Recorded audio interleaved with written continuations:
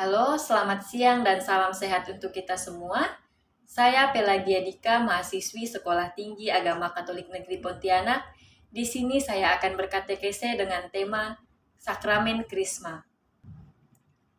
Sebelum kita masuk pada tema kita hari ini, alangkah baiknya kita membahas terlebih dahulu apa itu sakramen. Sakramen dipahami oleh Gereja Katolik sebagai tanda yang terlihat, yang dapat ditangkap oleh panca indera, yang dilembagakan oleh Yesus dan dipercayakan kepada gereja, sebagai sarana yang dengannya rahmat dari Allah dinyatakan melalui tanda yang diterimanya. Seperti yang kita ketahui, dalam gereja Katolik kita mengenal adanya 7 sakramen. Ketujuh sakramen ini ialah sakramen baptis, sakramen ekaristi, sakramen tobat, sakramen krisma, sakramen perkawinan, sakramen pengurapan orang sakit, dan sakramen imamat. Yang kita bahas pada hari ini ialah mengenai sakramen krisma. Nah, apa itu sakramen krisma?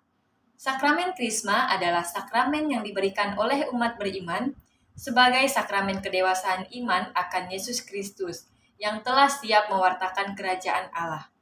Pendewasaan iman dalam artian adalah di mana seseorang yang menerima sakramen krisma akan lebih dewasa dalam imannya dan lebih bertanggung jawab akan iman dan kepercayaannya sendiri. Krisma adalah sakramen penguatan yang diberikan Gereja Katolik sebagai salah satu bagian dari kategori inisiasi. Nah, adapun makna sakramen krisma bagi orang Katolik, yang pertama ialah dewasa iman. Mereka yang menerima sakramen krisma berarti telah menjadi lebih dewasa dalam pola pikir dan pandangan imannya. Sedangkan yang kedua adalah lahir baru. Sakramen ini juga merupakan ajang bagi seorang anak untuk lahir baru dan menerima Yesus Kristus sebagai seluruh pengakuan iman rasuli yang pribadi dalam kehidupannya. Inilah poin penting yang harus dimaknai saat menerima sakramen tersebut. Yang ketiga ialah pertobatan. Menerima sakramen krisma juga dapat berarti melakukan pertobatan. Karena dengan sakramen tersebut, maka kedewasaan imannya akan menuntut untuk cara bertobat orang Kristen dan mengakui segala kesalahan di masa lalu secara benar dan sadar. Yang keempat ialah keselamatan. Makna sakramen krisma selanjutnya yaitu berupa keselamatan yang diterima secara sadar dan pribadi sebagai anugerah dari Tuhan Yesus sendiri.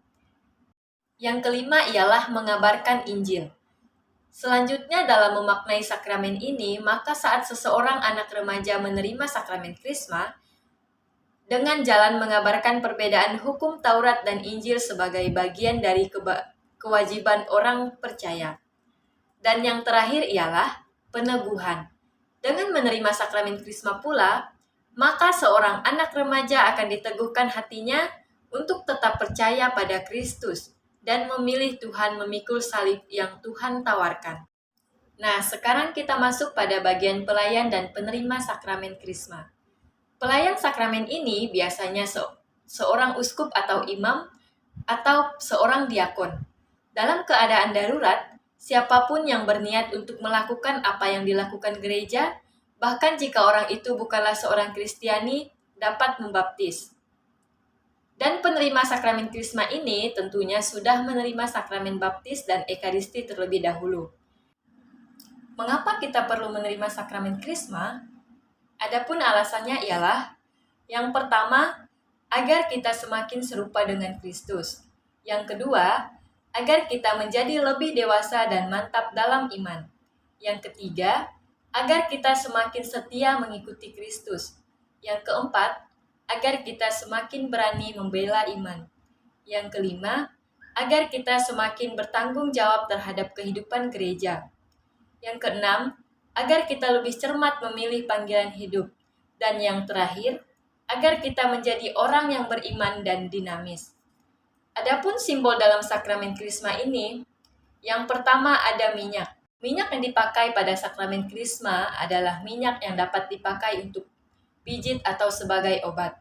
Umumnya, minyak pada sakramen ini berasal dari minyak zaitun yang diberikan balsem pewangi. Yang kedua ada pengurapan tangan. Setiap penerima sakramen krisma akan menerima pengurapan. Pengurapan ini menjadi simbol sakramen Krisma yang sangat penting. Ketika kita menerima sakramen Krisma, kita lebih bersedia untuk menerima berkat dari Tuhan. Pengurapan tangan menjadi bukti pemberkatan dari Allah untuk kita. Yang ketiga ada matrai. Roh Kudus diberikan Allah sebagai janji bahwa Allah telah memberikan keselamatan. Roh Kudus menjadi seperti matrai yang kemudian menjadi salah satu simbol sakramen Krisma dan juga simbol sakramen baptis. Matrai membuat sebuah perjanjian tidak dapat diputuskan secara sepihak. Dan yang terakhir ada api. Setelah kenaikan Yesus di surga, Roh Kudus diturunkan dalam bentuk api yang memberkati setiap orang yang telah mengikuti Kristus.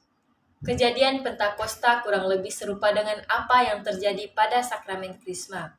Oleh karena itu, api kemudian menjadi salah satu simbol sakramen Krisma. Itulah beberapa simbol sakramen Krisma yang dapat saya sampaikan.